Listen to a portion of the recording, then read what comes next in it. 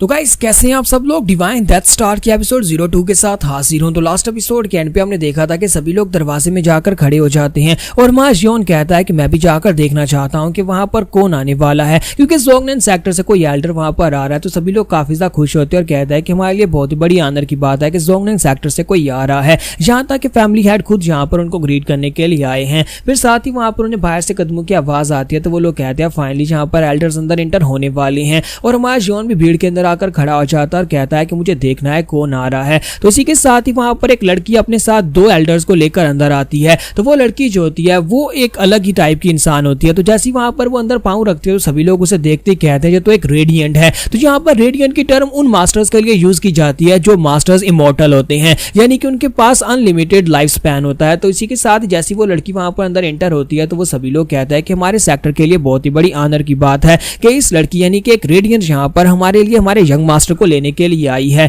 जबकि माया जियोन सोच रहा होता है कि इस तरह की इमॉर्टल लाइफ स्पैन वाले इंसानों को रेडिएंट कहा जाता है। मैंने बुक्स के अंदर इनके बारे में पढ़ा है, पहली बार मैं जहां पर इसको देख रहा हूं। तो जैसे वहां पर अंदर एंटर होती है तो उसका ऑरा रिलीज होता है। तो अब क्योंकि वो इमॉर्टल मास्टर्स हैं, इसी वजह से सभी लोग जहां पर उन्हें गार्ड की तरह भी रेफर करते हैं कि उन्हें लगता है कि शायद ये गार्ड्स हैं ऊपर के, यानी कि गार्ड्स की तरफ से इनके पास स्पेशल गिफ्ट है। तो वो औरत जो होती है वो आगे बढ़ती है। तो उसी के साथ ही फादर काफी ज्यादा खुश होते हैं और कहते हैं कि हमारे लिए बहुत ही बड़ी ऑनर की बात है कि आप यहाँ पर पर्सनली हमारी फैमिली में आई हैं। फादर और उसके साथ साथ उसका बड़ा बेटा दोनों वहां पर उसके सामने अपने टाइटल्स बताते हैं और साथ ही उसे ग्रीट करते हैं। तो वो भी उन्हें अपने बारे में बताती है और कहती है कि मेरा नाम इलशिन जियो है और मैं जोंगनेन सेक्टर की एक एल्डर हूँ, प्लीज माफ करिएगा हम लोग जहाँ पर आपको इतना वेट करवाया और जहाँ पर लेट पहुंचे हैं। तो फादर उसे कहता है नहीं कोई बात नहीं, आपने जहाँ पर मैं बिल्कुल भी वेट नहीं कराया, बल्कि हम लोगों ने जहाँ पर आपको वेट करवा दिया, प्लीज जल्दी से अंदर आ जाए, हम लोग आपको डायरेक्टली अंदर रूम में लेकर चलते हैं। और वो काफी ज्यादा खुश होते हैं और कहता है कि हमारे लिए इससे बड़ी ऑनर की बात क्या होगी कि आप यहाँ पर पर्सनली आई हैं और ऊपर से एक रेडिएंट मास्टर को यहाँ पर भेजा गया है।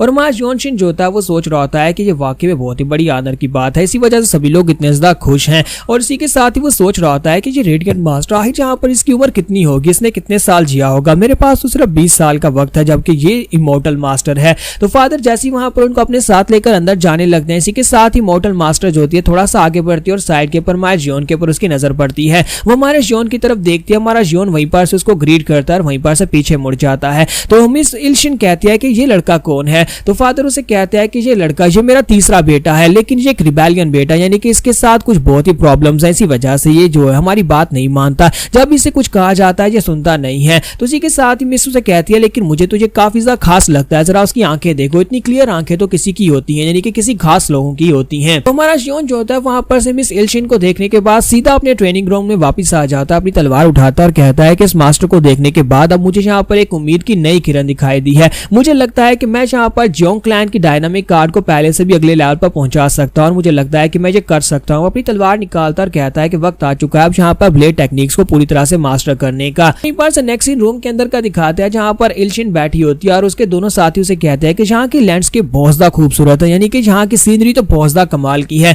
जियोन फैमिली वाकई में बहुत ज्यादा अमीर है, यानी कि इस लिहाज से कि उनके पास बहुत सारी अच्छी सीनरीज हैं। तो इसी के साथ ही मैडम उसे कहती है कि तुम्हें पता है ना कि यहाँ पर एक बहुत ही powerful sector tyrant sword sector के लोगों की नजर इस सेक्टर के ऊपर है, क्योंकि इसकी सीनरी और इसकी लैंडस्केप अच्छी है, इसी वजह से वो इस सेक्टर के ऊपर कब्जा करना चाहते हैं। और मुझे लगता है कि बहुत ही जल्दी यहाँ पर वो लोग आ सकते हैं। अगर यहाँ पर टायरेंट स्वर्ड सेक्टर के लोग आते हैं तो फिर मुझे लगता है कि इस फैमिली के बहुत सारे लोग मारे जाएंगे, तुम लोग अच्छी तरह से जानते हो। तो उसके साथ ही उसे कहता है कि मैम आपको बिल्कुल परेशान होने की जरूरत नहीं है, आप हमें यहाँ पर इसलिए तो लेकर आई हैं। अगर टायरेंट स्वर्ड सेक्टर के लोग यहाँ पर आते भी हैं तो हम लोग उन्हें दीवारों के बाहर ही रोक लेंगे, उन्हें अंदर आने नहीं देंगे। तो मिस इलशिन जो होती है वो कहती है कि हाँ हो सकता है कि हम लोग उन्हें रोक सकें। फिर साथ ही वो कहती है लेकिन क्या तुम्हें पता है कि वो 13 स्काइज में से एक सेक्टर है। तो यहाँ पर 13 स्काइज के नाम से इवल सेक्टर्स हैं, अनऑर्थोडॉक्स सेक्टर्स हैं, जिनमें से टायरेंट स्वर्ड सेक्टर भी एक सेक्टर है और ये बहुत ही पावरफुल सेक्टर है क्योंकि उसका लीडर जो है वो बहुत ज्यादा खतरनाक है। तो मैडम उन लोगों से कहती है कि मैं चाहती हूँ कि बस तुम लोग यहाँ पर अपनी आंखें खुली रखो, किसी वक्त भी यहाँ पर इनके पर अटैक हो सकता है। हमारे यहाँ पर आने का मकसद सिर्फ और सिर्फ उस लड़के को अपने साथ लेकर जाना नहीं है, बल्कि इनकी फैमिली की रक्षा करना भी है।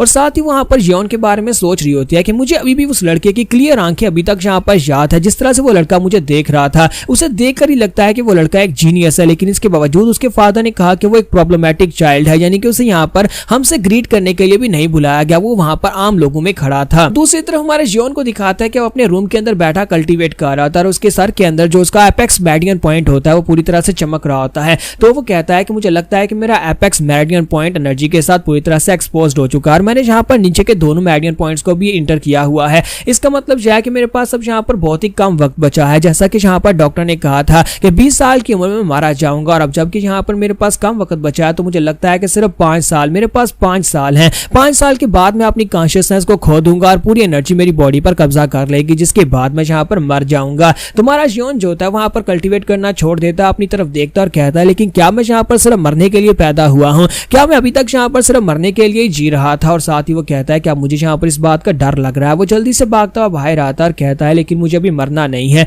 मैंने अपनी जोंग क्लैन की डायनामिक कार्ड को पहले से बेहतर बना लिया, लेकिन मुझे लगा था कि इसके साथ मैं कम से कम यहाँ पर 1-2 साल के लाइफ स्पैन को बढ़ा सकता हूँ, लेकिन नहीं। और इसी के साथ ही वहीं पर से उसे चिल्लाने की आवाज आती है। वो कहता है ये अचानक से किसी के चिल्लाने की आवाज कहां से आई होगी, क्योंकि यहाँ पर उसे एक फैमिली के बाहर एक कॉटेज दिया गया होता है जहां पर वो रहता है। तो वो कहता है ये तो फैमिली की मेन फैमिली की डायरेक्शन से मुझे शोर की आवाज आ रही है। तो बड़ी तेजी के साथ अपनी तलवार उठाता है, भागता उस तरफ जाता और कहता है लेकिन मुझे यहाँ पर से अब ब्लड की स्मेल भी आना शुरू हो गई है। तो मार्स जॉन कहता है कि आज जो ब्लड की स्मेल क्यों आ रही है और जो तेज होती जा रही है। तो वहीं पर उसे फैमिली के दरवाजे के बाहर एक फॉर्मेशन दिखाई देती है, जैसे किसी ने जानबूझकर एक फॉर्मेशन बिछाकर अंदर के शोर और अंदर के जो कुछ भी हो रहा है उसको यहाँ पर छुपाया गया है। तो वो भागता हुआ जाता है और फॉर्मेशन को पार करके अंदर आता है। जैसे वो मिस्टिकल रे फॉर्मेशन को पार करके अंदर आता है, वहां पर उसकी फैमिली के लोगों की डेड बॉडीज पड़ी होती हैं। ये देखकर वो बहुत ज्यादा हैरान हो जाता है कि आखिर उसकी फैमिली के लोगों को किसने मारा होगा। तो वो कहता है कि यहाँ पर तो हमारी फैमिली के लोगों की डेड बॉडीज पड़ी हुई हैं, ये सारे के सारे तुम्हारी फैमिली के आम लोग हैं और ये सभी लोग यहाँ पर इस तरह से इनको किसने मारा होगा।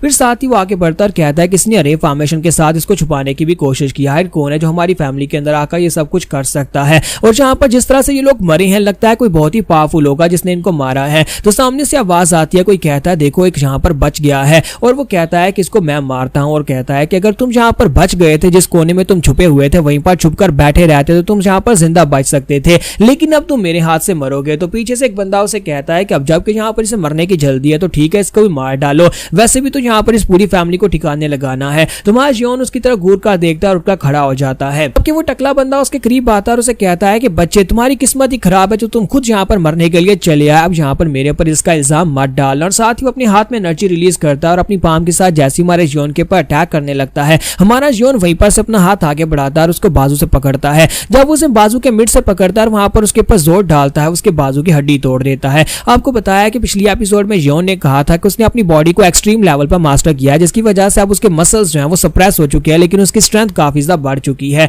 तो वो एक हाथ के साथ ही वहां पर उसकी हड्डियां तोड़ देता है, जिसकी वजह से वो मोटा यानी वो टकला जो होता है वहीं पर ग्राउंड के ऊपर गिर जाता है, जोर जोर से चिल्लाना शुरू कर देता है। और बाकी के सभी लोग भी इस बात से काफी हैरान होते हैं और कहते हैं कि इस लड़के ने ये कैसे कर दिया। तो मार्स जॉन उन सभी की तरफ देखता है और उनसे कहता है कमीनो तुम लोग कौन और तुमने ये क्यों किया है। तो इसी के साथ बाकी के सभी लोग भी अपनी तलवारें निकालते और कहते हैं कि तुम कौन हो। तो जॉन उनको अपने बारे में बताता और कहता है कि मैं इस फैमिली का 3rd सन हूँ, तुम लोगों की हिम्मत कैसे मेरी फैमिली के लोगों को मारने की। तो यहाँ पर हमारी एपिसोड 02 का एंड होगा और नेक्स्ट एपिसोड में देखेंगे क्या हमारा जॉन इन सभी लोगों को मार डालेगा और अपनी मेन फैमिली यानी अपने फादर और अपने भाई बहनों को बचा लेगा या फिर नहीं।